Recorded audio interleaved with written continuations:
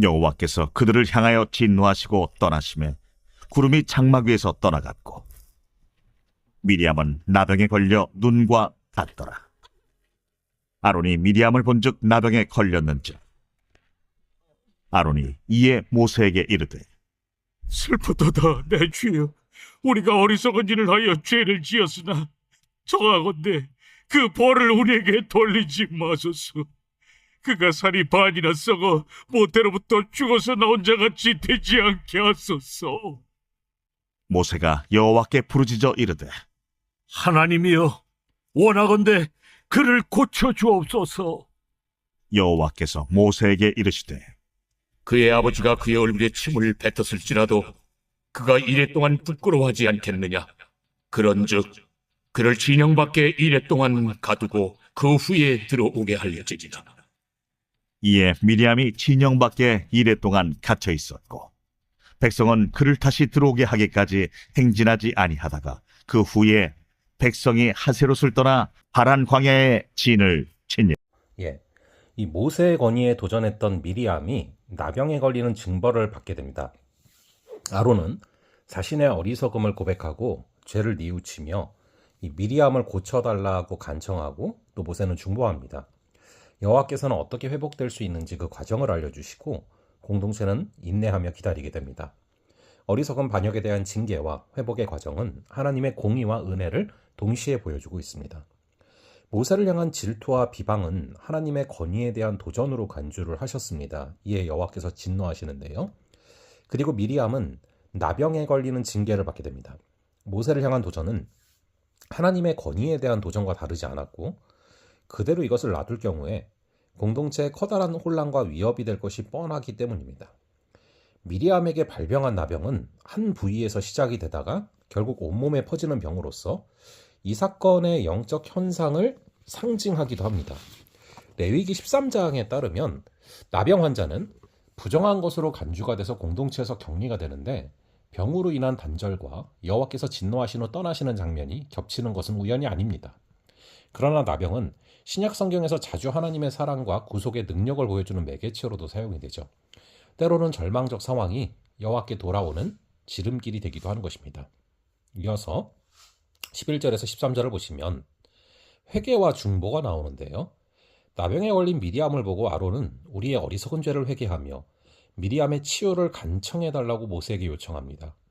미리암이 주도한 반란 사건의 책임이 자신에게도 있음을 인정하며 진정으로 회개하는 모습이죠. 아론은 하나님의 징계 앞에 최선의 선택을 합니다.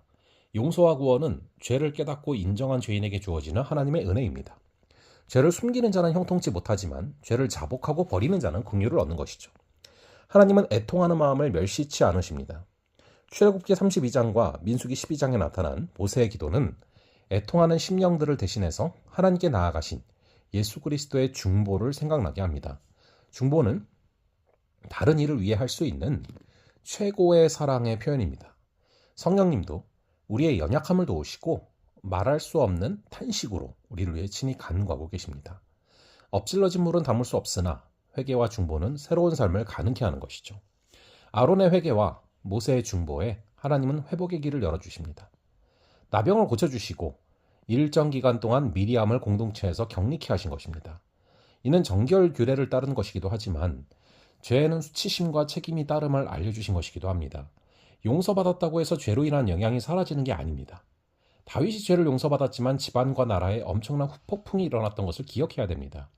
이스라엘 백성은 미리암이 격리된 7일간 행진을 멈추게 됩니다.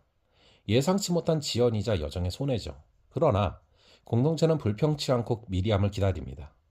은혜로 죄에서 회복될 수 있지만 죄는 하나님 나라의 진보를 반드시 방해한다라는 사실을 깨달아야 됩니다.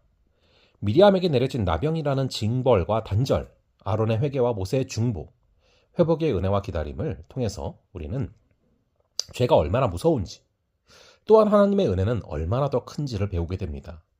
이를 깨달아 죄악을 멀리함으로 우리 자신과 공동체를 거룩하게 지키기를 위해서 힘쓰는 귀한 하루 되시기를 간절히 바랍니다. 잠시 기도하겠습니다. 아버지 하나님, 오늘 말씀을 통해서 죄에 대해서 진노하시고 징계하시는 아버지 하나님의 모습과 회개하며 중보하며 나아갈 때 다시금 회복시키시는 아버지 하나님의 모습을 바라보게 하시니 감사합니다. 아버지, 우리도 제자리를 찾게 하시고 나병에 걸리는 그런 징벌처럼 우리의 마음과 우리의 또 몸 가운데 아픈 부위들, 또 병든 부위들이 있다면 주님, 우리가 회개함으로 말미암아 그 부분들의 치유가 임하는 귀한 역사를 허락하여 주시옵소서. 회복의 은혜와 기다림을 우리가 사모하며 우리의 죄악보다 큰 하나님의 은혜를 사모하며 걸어가는 귀한 하루 되게 하여 주시옵소서. 감사드리옵고 이 모든 말씀을 주 예수 그리스도의 이름으로 기도합니다. 아멘. 네, 그럼 또 다음번에 뵙도록 하겠습니다.